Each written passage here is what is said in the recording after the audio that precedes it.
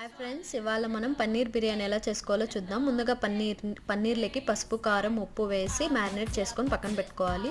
తర్వాత ఇవి ఆయిల్లోకి వేసి కాసేపు అలా హీట్ చేసి పక్కకు తీసేయాలన్నమాట పన్నీర్ ముక్కల్ని. ఆ తర్వాత రైస్ బాయిల్ అవ్వడానికి ఎసురు పెట్టుకున్నాను అనమాట.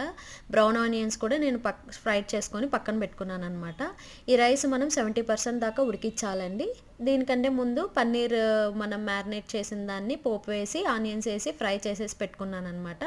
ఇప్పుడు ఆ పన్నీర్ ఫ్రైలోకి 70% బాయిల్ అయిన రైస్ని వేసేసి కొంచెం ఒక 15 to 20 మినిట్స్ అలా సిమ్లో పెట్టుకొని పైన బ్రౌన్ ఆనియన్స్, కొత్తిమీర వేసి గార్నిష్ చేసుకున్నానండి.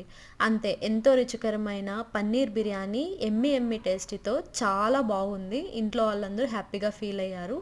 ఈ కూల్ క్లైమేట్కి ఇలాంటివి చేసుకుని తింటే చాలా బాగుంటుంది. బయట రెస్టారెంట్లో చాలా కాస్ట్లీ కదా.